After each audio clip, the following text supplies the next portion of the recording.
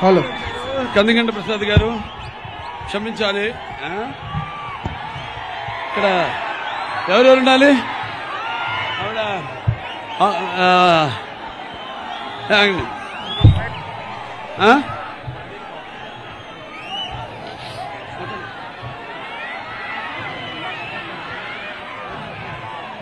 अरे डायमंड इरफान भाई कहाँ हो? डायमंड इरफान भाई नसीन पानू వెనకాలనే పట్టున్నావు. చల్ వరహమతుల్లాహి వబరకాతుహు. అందరికీ నమస్కారం.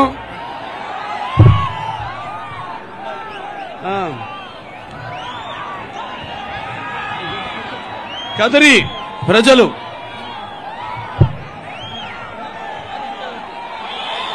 ఎంతో సౌమ్యులు, సభ్యత, సంస్కారం, సంస్కృతి విరజిల్లుతున్న ప్రజలు నా కదిరి ప్రజలు. అలాగే కదిరి పట్టణంలో వెలసిన శ్రీ నరసింహస్వామి ఈ ప్రాంతాన్నంతా కాపాడుతున్నాడు. ఉగ్రం వీరం మహావిష్ణు జనంతో సరతో ముఖం నృసింహ భీషణం భద్రం మృత్యుం మృత్యుం నమామ్యం.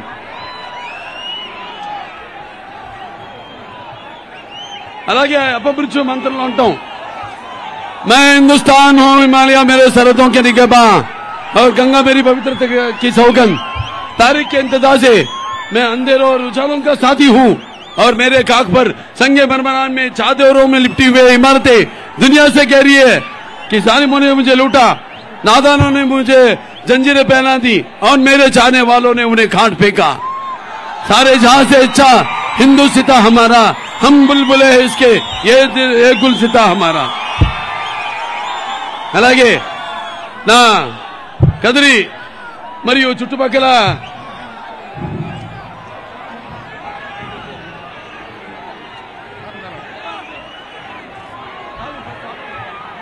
ఫస్ట్ మన చుట్టుపక్కల ఈ పుర వాసులే కాకుండా మరి అన్ని మండలాల నుంచి విచ్చేసిన తెలుగుదేశం పార్టీ కార్యకర్తలకు మరియు కూటమి కార్యకర్తలందరికీ ముఖ్యంగా తలుపుల, అలాగే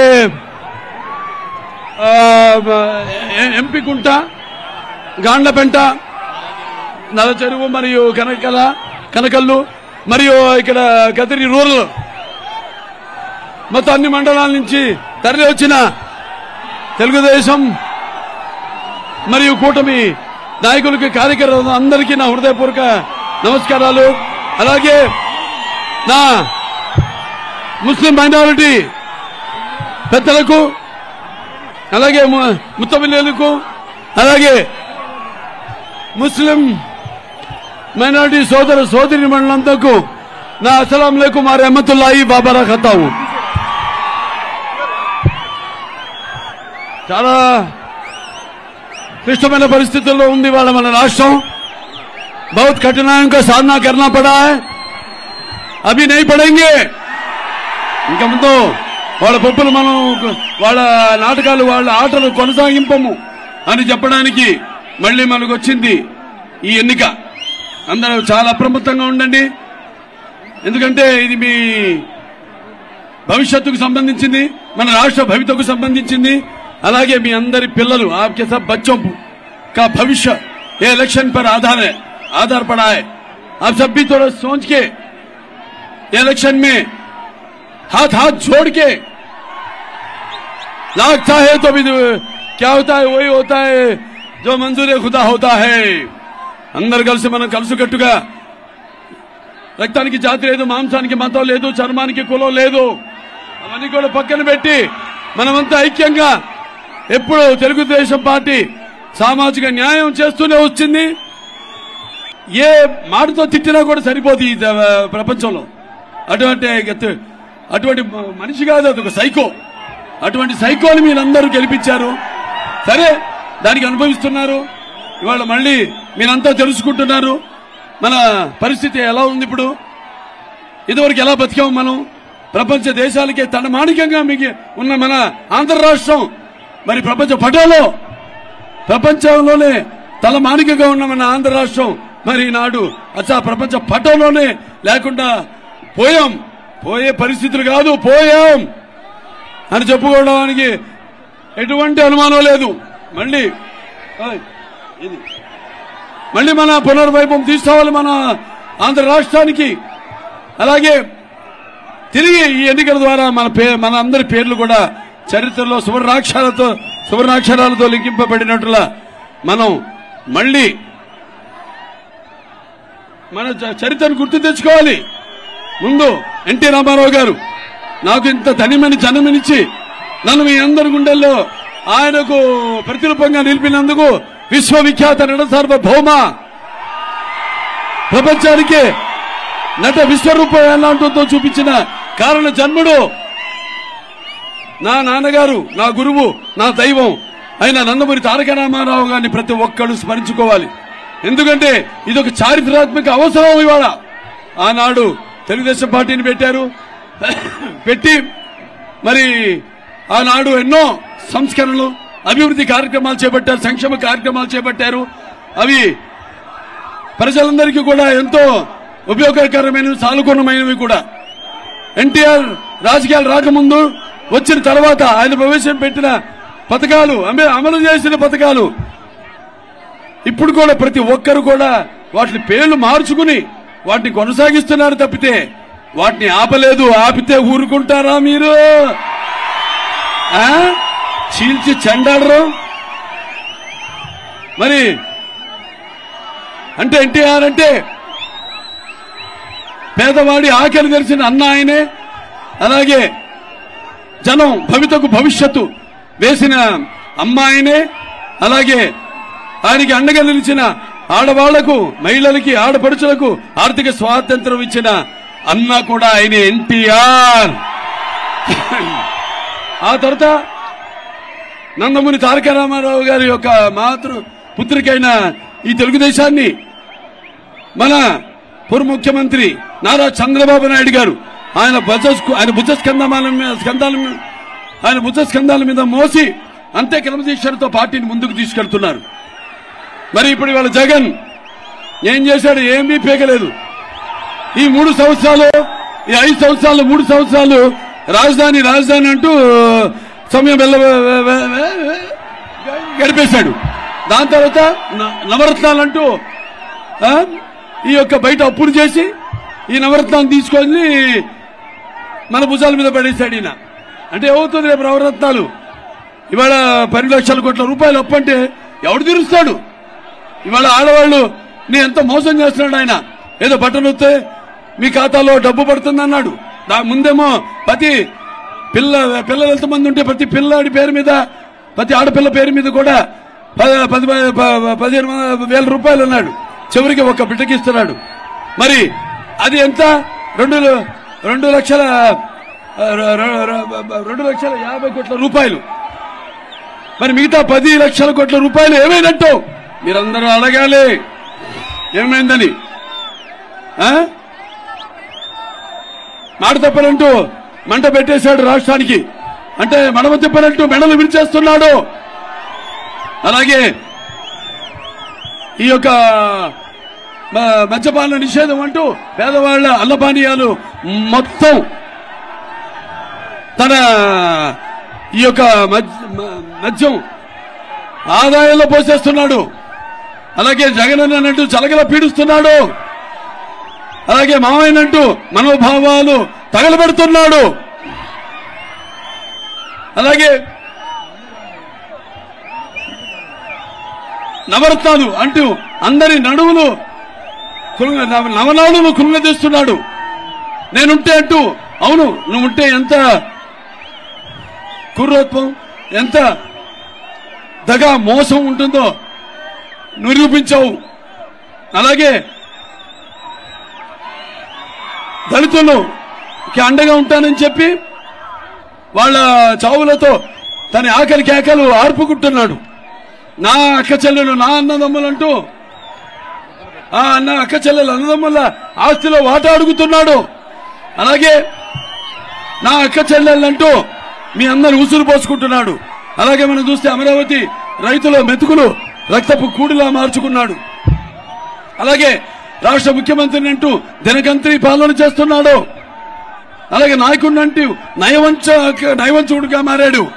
అలాగే ఋషికొండ విశాఖపట్నంలో దాన్ని తవ్వి తన కండకావరం ఎంత ముదిరిపోయిందో చూపిస్తున్నాడు ఈ జగన్. కాబట్టి మీరంతా చాలా అప్రమత్తంగా ఉండాలి. కానీ ఇవాళ చూస్తున్నాం మనం, ఇవాళ జనం మొన్నటిదాకా భయభ్రాంతులతో వణుకుతూ బయటికి రాలేక ఉన్నారు. ఈనాడు ఎలక్షన్ నోటిఫికేషన్ వచ్చింది, అందరూ ఒక్కొక్కళ్ళు బయటకు వస్తున్నారు. అందరూ కూడా ధైర్యంగా ఇవాళ రేపు జరగనున్న ఎన్నికల్లో వైకాపాని మట్టి గర్పించడానికి, వాళ్ళని తుదిమిట్టించడానికి, వాళ్ళని తరిమి కొట్టడానికి మీరంతా కూడా సంసిద్ధులై సుశిక్షితులైన సైనికుల్లా ఉన్నారు. విర్రవీక్కు జగన్, నీ సమయం దగ్గరికి వచ్చింది. నీ పొగరు నడుము విరిచే రోజు దగ్గరలో ఉంది. నీ అహంకార నరాలు తెగిపడే సమయం వచ్చింది. అలాగే నీ అణువణువులో నిండిన ఈ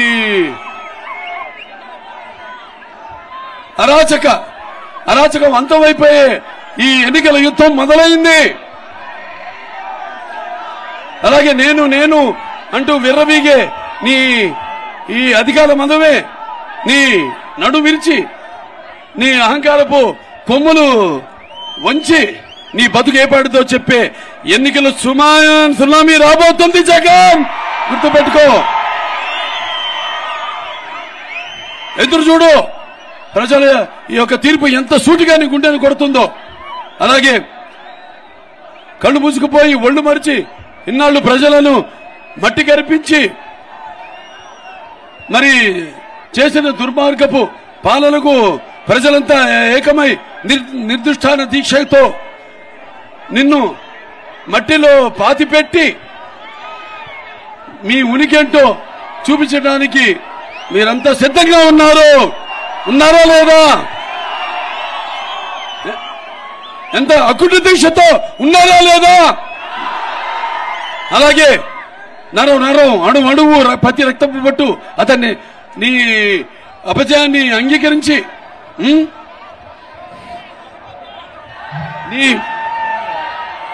నీకు సమాధానం చెప్పే రోజు దగ్గరలో ఉంది.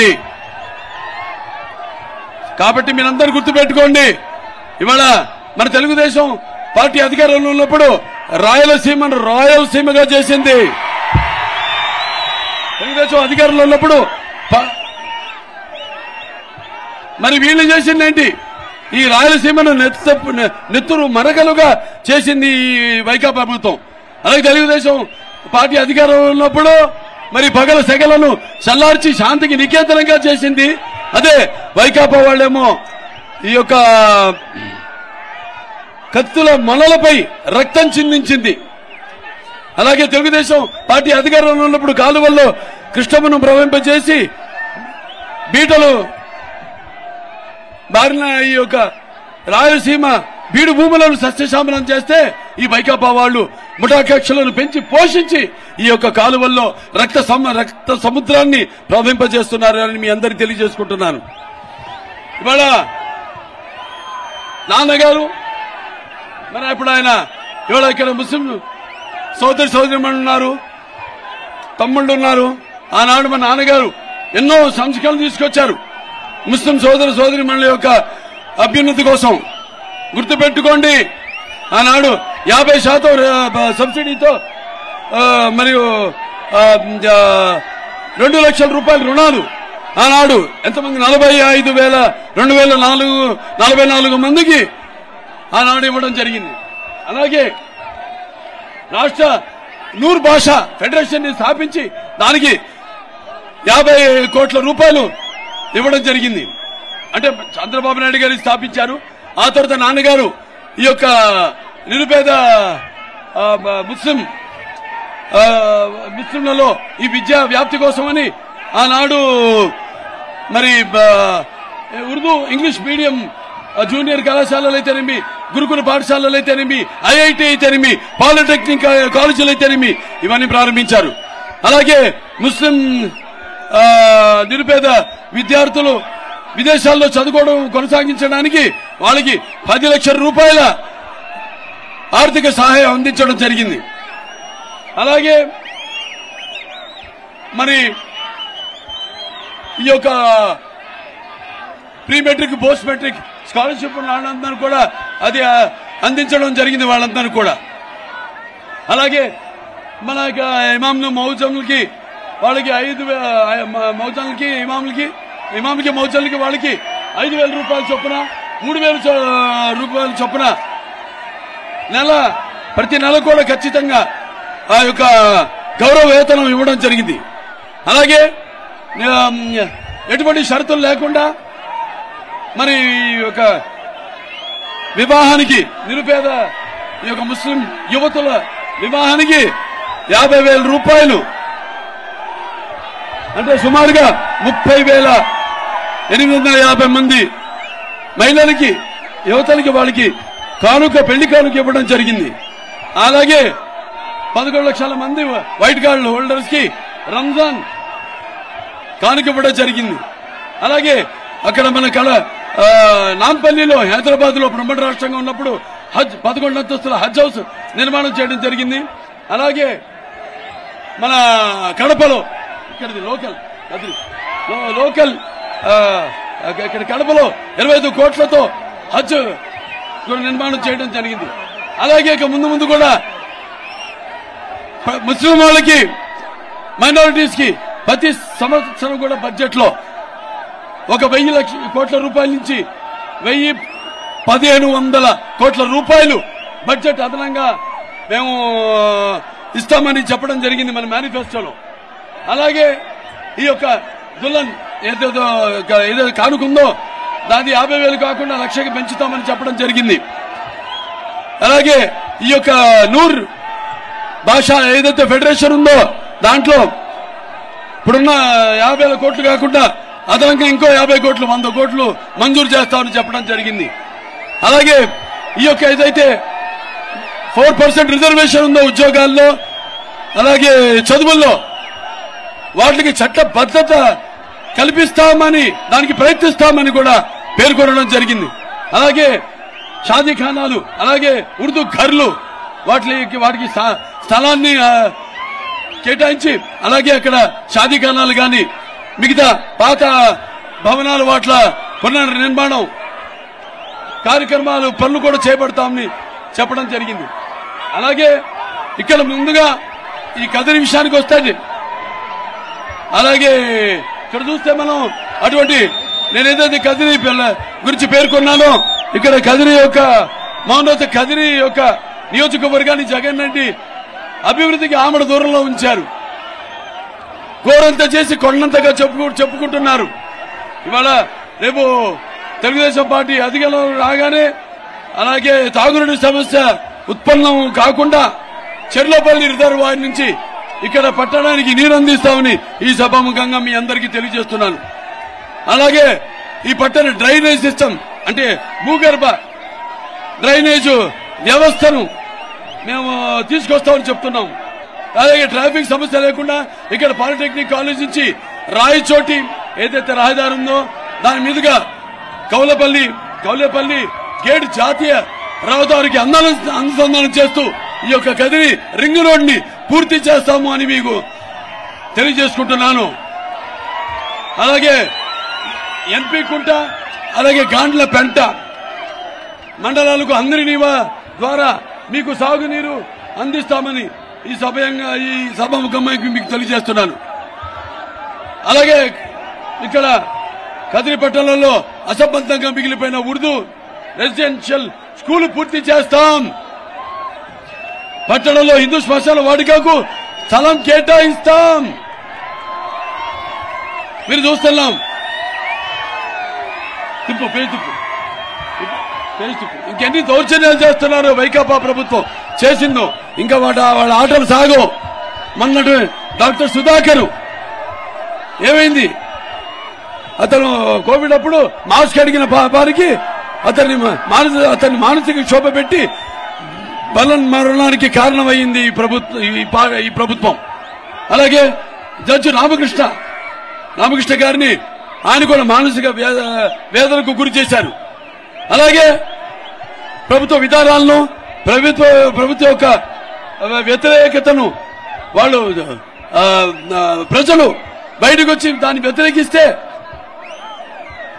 పాపం పేద దళితులకు శిరోమండలం చేయించాడు ఈ ప్రభుత్వం. అలాగే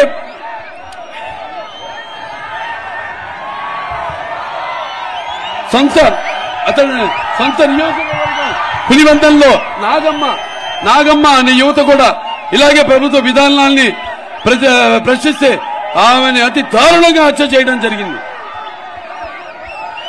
అలాగే మన అమరావతి రాజధాని రైతుల భూముల గురించి ప్రశ్నించిన నాయకులందరి మీద కూడా ఎస్సీ ఎస్టీ కేసులు బనాయించడం జరిగింది. ఇలాంటివి వీళ్ళ చేసిన దారుణాలకు లెక్కలేదు, అంతే లేకుండా పోయింది. కాబట్టి మీరంతా ఒకటి గుర్తుపెట్టుకోవాలి, ఈ యొక్క ప్రజాస్వామ్యంలో మీరంతా కూడా ఇక్కడ ఈ ప్రజాస్వామ్య సంరక్షణ బద్ద కంకణులై ఇవాళ మీరందరూ ఇక్కడ ఈ నేనిచ్చే సందేశాన్ని వినడానికి వచ్చారని అర్థమవుతుంది సార్. ఎప్పుడు కూడా ఆడపడుచులు మీరందరూ కూడా ఈ సభను విజయాన్ని చేసి నీరాజనం అర్పించడానికి వచ్చారని అర్థమవుతుంది. యువతరానికి ప్రతినిధులు, నవతరానికి నాయకులు, భావి తరాలకు భారతదేశం మహాశక్తి అయిన యువకులు, యువశక్తి అంతా కూడా మీరంతా ఈ కార్యక్రమం మీ భుజస్కంధాల మీద వేసుకోండి. ఎందుకంటే నిరాశ నిస్పృహతో బతుకుతున్నారు మీరంతా. ఇవాళ చూస్తున్నాం మన రాష్ట్రంలో గంజాయి పెంచడం, అలాగే డ్రగ్స్ లో మన రాష్ట్రం నంబర్ 1 మొదటి స్థానంలో ఉంది దేశంలో. ఎంత సిగ్గుచేటు. ఇవాళ ఒకప్పుడు బానిసత్వం గురించి మనం విన్నాం. ఇవాళ అదే పరిస్థితులు మన రాష్ట్రంలో కూడా తీసుకురావాలని ఈ యొక్క గంజాయితేనేమి, లేకపోతే ఈ యొక్క డ్రగ్స్ ఈ యొక్క సంస్కృతిని మన రాష్ట్రంలో తీసుకొచ్చారని తెలియజేసుకుంటూ, మరి ఈనాడు ప్రజాస్వామ్యంలో ఈనాడు మనకున్న ఏ ఆయుధం ఓటు. ఆ ఓటుని మీరు సద్వినియోగపరుచుకుని మీ ఉద్దేశాలను ప్రతింప చేయడానికి, మరి ప్రజాస్వామ్య పరిరక్షణ కోసం సరైన నాయకుల్ని, ప్రతినిధుల్ని ఎన్నుకోవాల్సిన బాధ్యత, అలాగే సమాజ స్థాపనకు, సమాజంలో ఉన్న వ్యత్యాసాలను తరిమి కొట్టడానికి, అలాగే సామాజిక న్యాయం కోసం మరి సరైన మన ప్రతినిధి ఎన్నుకోవడానికి ఉపయోగించవలసిన పవిత్రమైన సాధనం ఓటు. కాబట్టి మీరంతా మీ యొక్క స్వార్థాలకు, లేకపోతే మీరంతా మీ యొక్క స్వార్థాలకు దీన్ని వినియోగించుకోకుండా, మీ వ్యాపకాలకు వినియోగించకుండా ఈ యొక్క ఓటుని మరి ఎక్కడ కొదువు పెట్టకుండా, తాకట్టు పెట్టకుండా మీరంతా సరిగ్గా వినియోగిస్తే మీ ఓటుని మీరు గౌరవించినట్లు అవుతుంది. అలాగే లేకపోతే ప్రజాస్వామ్యాన్ని అంతం చేసినట్టు అవుతుందని మీ అందరికి తెలియజేసుకుంటూ, మరి నాడు మన ఎంపీ అభ్యర్థి అయిన పార్థసారథి గారు ఉన్నారు ఇక్కడ. ఎంతో అనుభవజ్ఞుడు ఆయన. 1994లో ఆయన జడ్పీటీసీ చైర్మన్ గా చేయడం జరిగింది. 1999లో ఆయన ఎంపీగా ఎన్నికవ్వడం జరిగింది. అలాగే 2004లో 2014లో ఆయన శాసనసభ్యుడిగా ఎన్నుకోబడడం జరిగింది. అలాగే ఈ యొక్క ఇప్పుడు హిందూపురం జిల్లా, అదే సత్యసాయిబాబా జిల్లాకి ఆయన తెలుగుదేశం పార్టీ అధ్యక్షుడిగా 16 సంవత్సరాలు ఆయన చేయడం జరిగింది. ఎంతో అనుభవజ్ఞుడు. ఇవాళ వాళ్ళని కూడా మన పార్లమెంట్కి పంపవలసిన అవసరం ఎంతైనా ఉంది. ఇవాళ జగన్ ఏమన్నాడు, నాకు 23 ఎంపీలు ఇవ్వండి, కేంద్ర ప్రభుత్వం తల వంచుతానన్నాడు.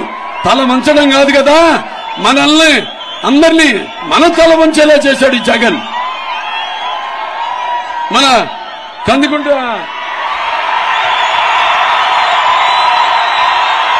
శ్రీనివాస్ గారి గురించి మీకు పెద్ద చెప్పక్కర్లా నేను.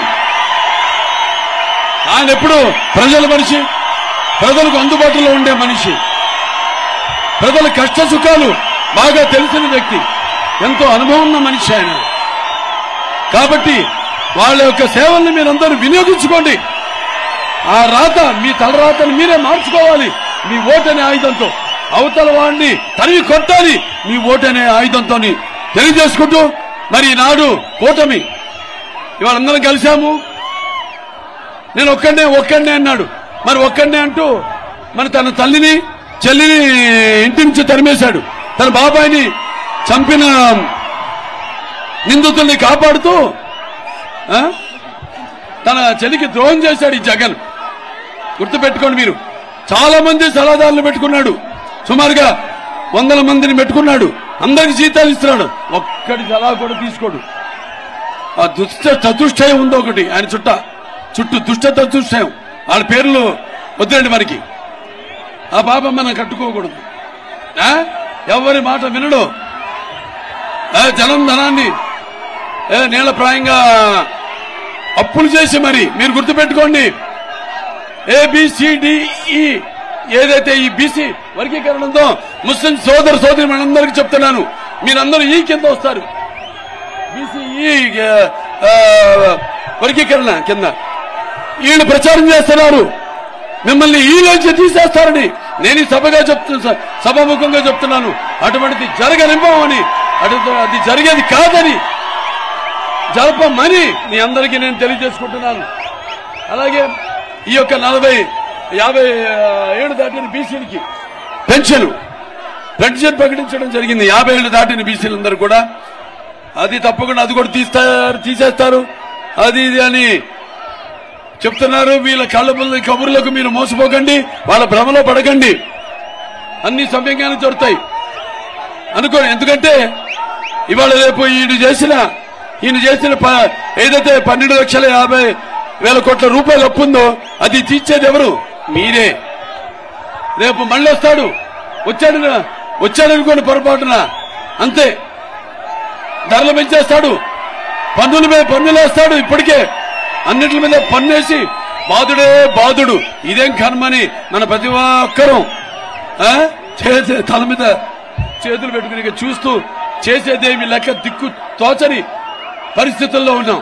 కాబట్టి మీరందరూ గుర్తుపెట్టుకోండి, రేపు రానున్న ఎన్నికల రణరంగంలో మీరంతా కూడా ఈ రక్తానికి జాతి లేదు, రక్తానికి జాతి లేదు, మాంసానికి కులం లేదు, చర్మానికి మతం లేదు అన్న ఏదైతే మనమంతా కలిసి మెలుస్తున్నామో,